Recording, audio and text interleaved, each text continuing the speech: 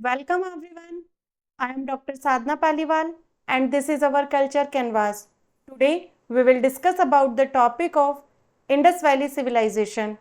Before starting, मेरी आप सभी से रिक्वेस्ट है कि अगर आपने मेरे इस चैनल को सब्सक्राइब नहीं किया है तो प्लीज़ चैनल को सब्सक्राइब करें और वीडियो को लाइक करें. So let's start. आज के इस वीडियो में हम इंडस वैली सिविलाइजेशन के मेन फीचर्स के बारे में डिस्कस करेंगे. So first is general introduction. Indus valley civilization, जिसे हम हड़प्पा सिविलाइजेशन के नाम से भी जानते हैं, वर्ल्ड के ओल्डेस्ट सिविलाइजेशन में से एक है, जिसके अंदर बेसिकली हम मेसोपोटामिया, एंशियंट इजिप्ट, चाइना और इंडस वैली सिविलाइजेशन को रखते हैं. ये सिविलाइजेशन अर्लीस्ट अर्बन सोसाइटीज़ का एक मोस्ट इम्पॉर्टेंट एग्जाम्पल है. अगर इस सिविलाइजेशन के टाइम पीरियड की हम बात करें तो इतिहासकारों ने इससे रिलेटेड अलग अलग डेट्स एज्यूम की हैं, लेकिन एक सामान्य रूप से जो डेट इसका मार्जिन किया जाता है वो किया जाता है टाइम पीरियड 3300 BCE से लेके 1300 BCE के बीच में. ठीक है. अब इस सभ्यता का जो विस्तार है अगर हम देखें तो प्रेजेंट टाइम पीरियड में ये सभ्यता पाकिस्तान से लेकर के नॉर्थ वेस्ट इंडिया तक फैली हुई है. पाकिस्तान के अंदर इसकी जो मेन साइट्स हैं हड़प्पा और मोहनजोदाड़ो जो हैं वो प्रेजेंट टाइम में पाकिस्तान के अंदर आती हैं, और इंडिया के अंदर जो हमारा स्पेशली हरियाणा, राजस्थान और गुजरात है, यहाँ पर इसकी कुछ साइट्स पाई गई हैं जिनमें राखीगढ़ी, कालीबंगा, चन्होदड़ो, लोथल और धोलावीरा जो हैं वो इनकी मेन साइट्स हैं. तो इस टाइप से अगर हम देखें तो हड़प्पा सिविलाइजेशन पूरा का पूरा जो है इंडस रिवर के आसपास और उसकी जो हेल्पिंग ट्रिब्यूटरी है लाइक घग्गर रिवर, उसके आसपास पूरा का पूरा ये फैला हुआ है. अब इस सिविलाइजेशन की खोज कैसे हुई, तो इससे रिलेटेड हमारे सामने कई सारे एविडेंस आते हैं कि ब्रिटिशर्स के टाइम पीरियड में, अलग अलग टाइम पीरियड में कैसे इसकी जो हड़प्पा साइट्स थी उसको फाइंड आउट किया गया, लेकिन प्रॉपरली इसके ऊपर जो वर्क किया गया वो 1921 में हुआ. 1921 में फर्स्ट टाइम इस साइट को, हड़प्पा जो साइट है उसको फाइंड आउट किया गया, और इसको जो खोजा था दयाराम साहनी ने. दयाराम साहनी ने आर्कियोलॉजिकल सर्वे ऑफ इंडिया के जो निर्देशक हैं सर जॉन मार्शल, उनके निर्देशन में हड़प्पा से जो साइट थी, हड़प्पा जो टाउन था उसका पूरा का पूरा खुदाई किया, पूरा एक्सकेवेशन किया, और यहाँ पर एक पूरी की पूरी टाउनशिप को उन्होंने फाउंड आउट किया. चूँकि यहाँ के लोकल लोग इस एरिया को हड़प्पा के नाम से जानते थे, इसलिए पूरा जो ये टाउनशिप था, पूरा सिविलाइजेशन जो था, इसको नाम दिया गया हड़प्पा.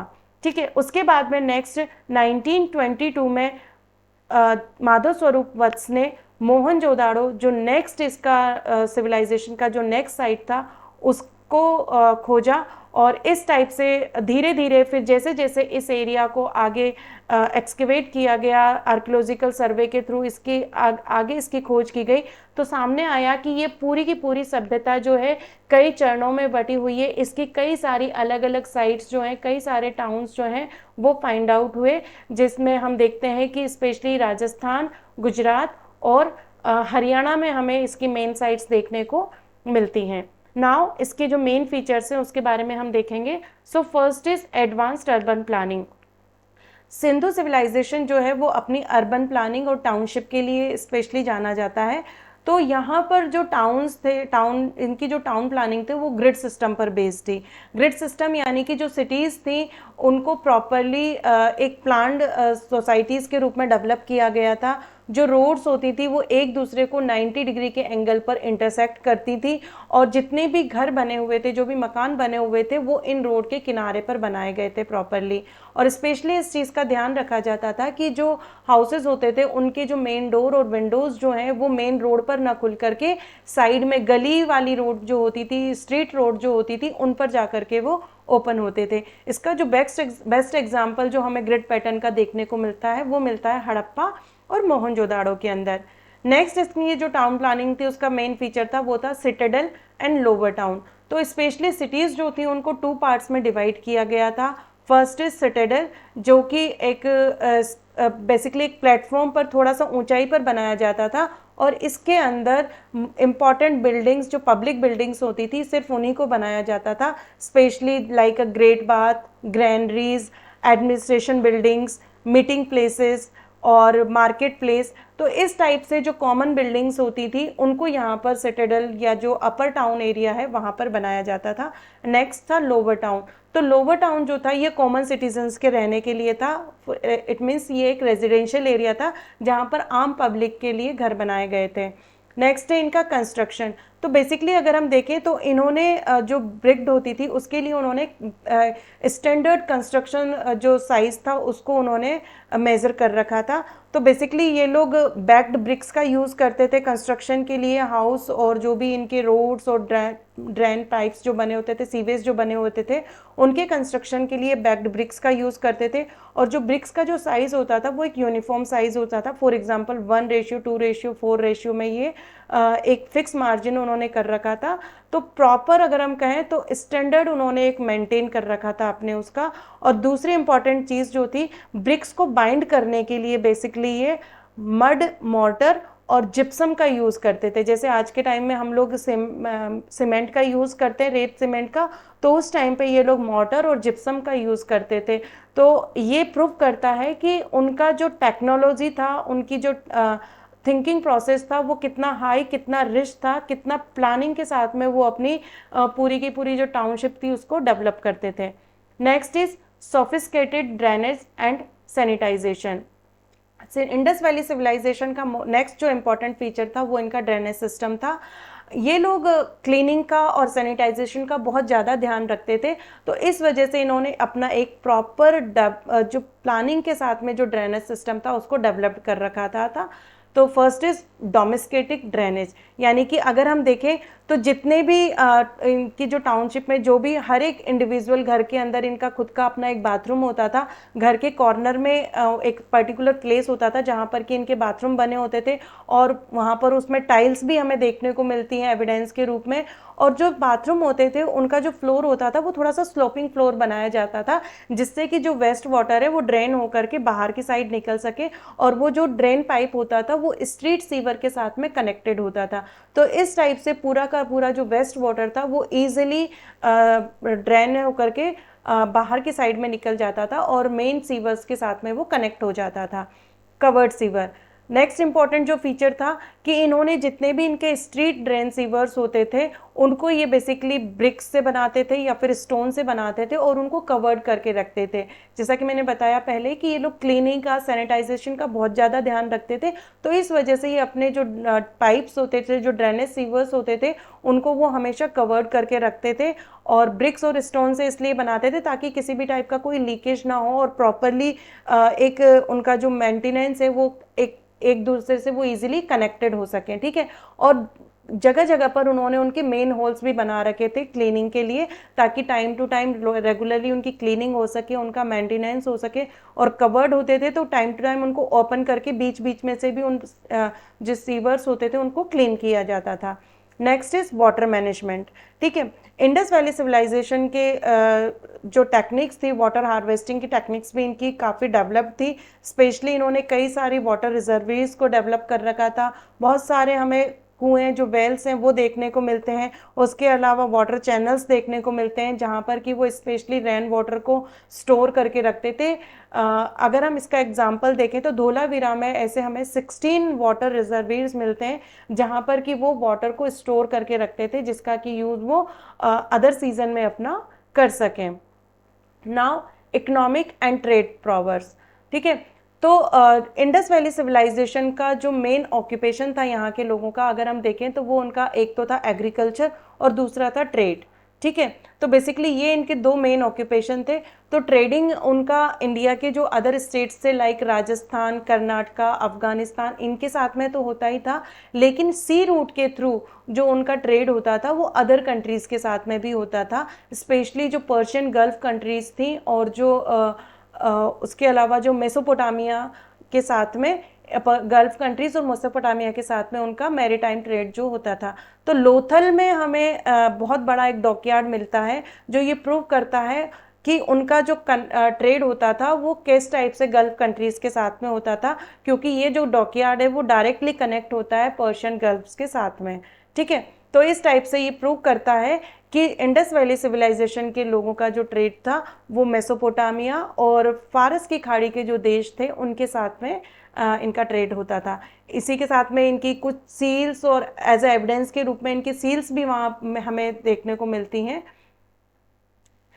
नेक्स्ट वेट, ठीक है। तो जब ये ट्रेड करते थे तो बेसिकली इन्होंने वेट के लिए, मेजरमेंट के लिए इन्होंने एक स्टैंडर्ड अपना प्राइस सिस्टम डेवलप कर रखा था।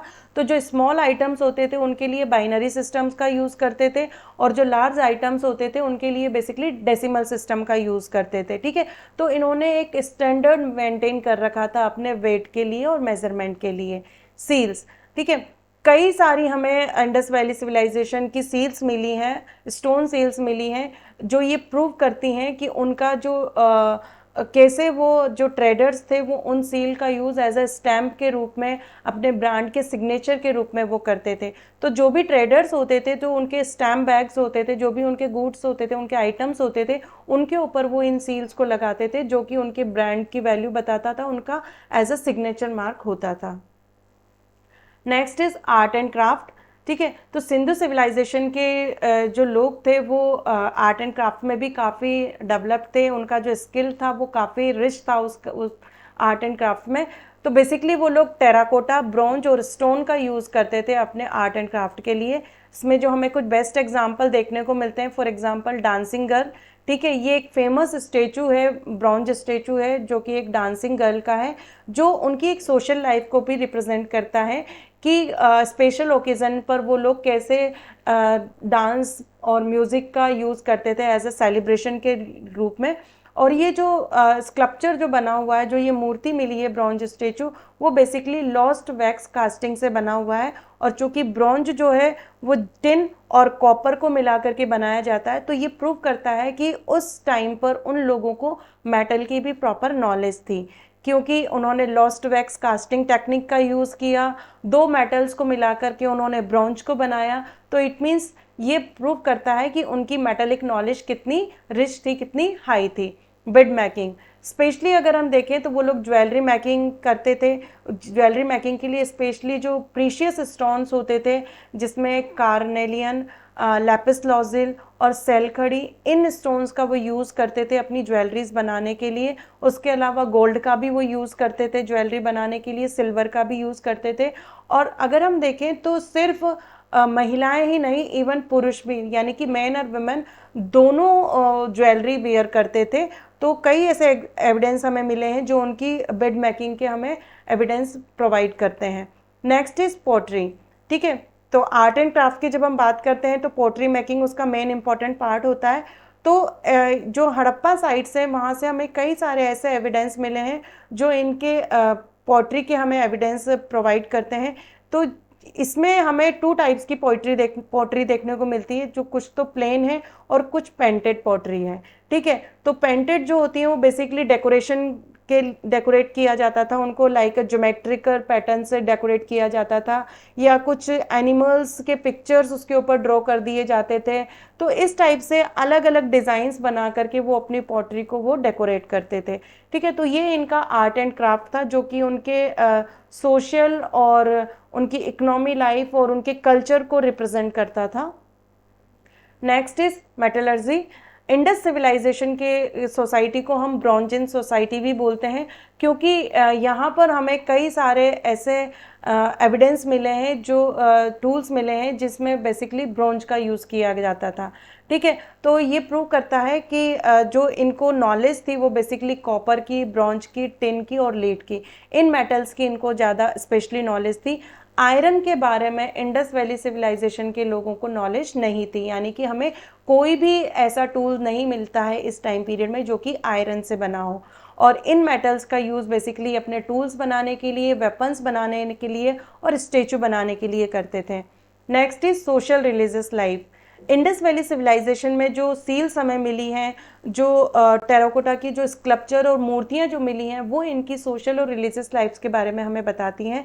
स्पेशली जो पशुपति की सील है वो बताती है कि उस टाइम के लोग जो हैं वो प्रोटोशिव या पशुपति को एज अ गॉड के रूप में पूजते थे, ठीक है। तो हमें जो एक सील मिली है जिसको आर्कियोलॉजिस्ट ने प्रोटोशिव से कनेक्ट किया है, उसमें दिखाया गया है कि एक योगी जो है योग मुद्रा में बैठे हुए हैं उनके सर के ऊपर जो मुकुट है वो त्रिशूल के रूप में बना हुआ है और उनके आसपास कुछ एनिमल्स और ऊपर कुछ सिंबल्स बने हुए हैं।